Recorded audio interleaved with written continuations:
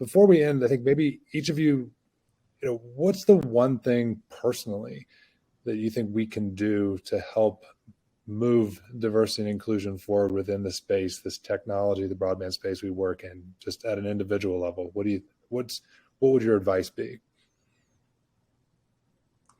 Fields? Sorry.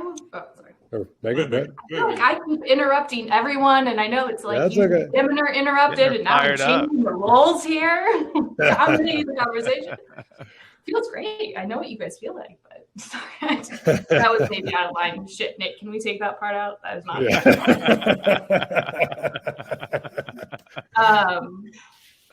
But to that, my thing would be to challenge yourself. Everyone needs to challenge yourself, and we might need to make people aware that they need to challenge themselves.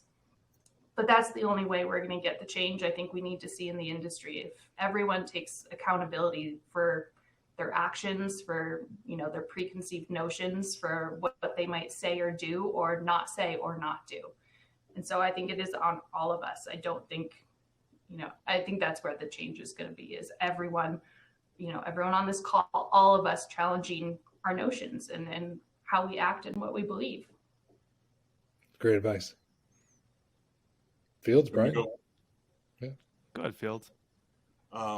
Just somebody said 80% of it's just showing up. Show up. These showing up like these, letting people know where you stand, what you're doing. When you got a job, let's get it into those communities where people now know there's an opportunity. And again, just showing up intentionally. And you have to be intentional, and then being consistent. You got to start someplace. So Nick, I'll be glad to jump on another one of these. I'd love to take these and chop them up and send them to some schools and just let people know that there's an industry out here that is, I won't say wide open, but there's an industry that is growing. There's some needs that are in your community. And here's a company that, would like to sort of fix those going forward. And so not only just saying about it and throwing banners up and posters, but actually showing up at your community, showing up at your meetings, talking about what you've not only done, but what you were doing with like communities. When you've got sovereign nations, it's great to talk to another sovereign nation about what you're doing. So again, just that intentionality, it becomes contagious. So that's what I would say. Awesome. Yeah, I think Fields, we've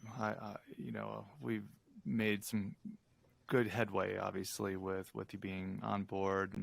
But what I think we always talk about is we can always do better. I look at us like a high performance sports team, and no matter what, you can always do better. And I think it really starts with just trying to hold yourself more accountable. The work that we've been fortunate to be able to do in working with some sovereign nations is being able to listen and learn. And what we've learned is there's a big need.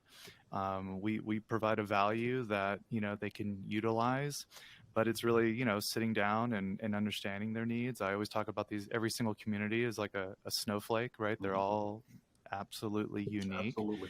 And you got to sit down and listen and understand what their needs are and get to know them. These projects, they just don't get built overnight. It takes a village to get it done, and a lot of work. And when you find yourself aligning appropriately with the folks on the other side of the table, as the challenges come up, and they always come up in building these networks, then you just knock them down together, because right. you're finding what we like to look for is looking for folks that are really trying to solve the problem.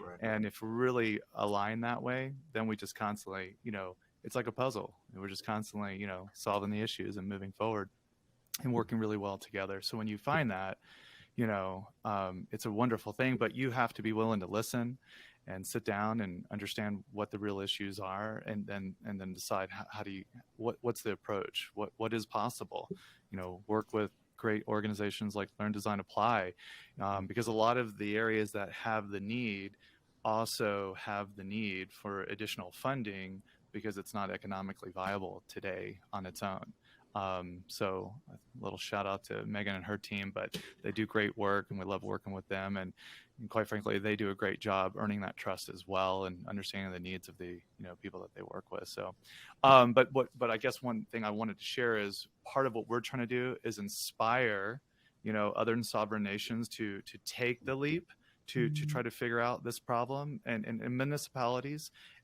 Any folks that feel like they're left behind, you've got to put work into this too. And I encourage you to take the leap. And I encourage, our whole ecosystem of broadband solutions and partners to work outside of their normal bubble, right? Go work directly with a municipality, work with a tribal nation. They're all Americans. They need help. And when you can create that bond, it's a bond that may be likely there for a lifetime. And it's great work. We're so fortunate to do the work that we get to do.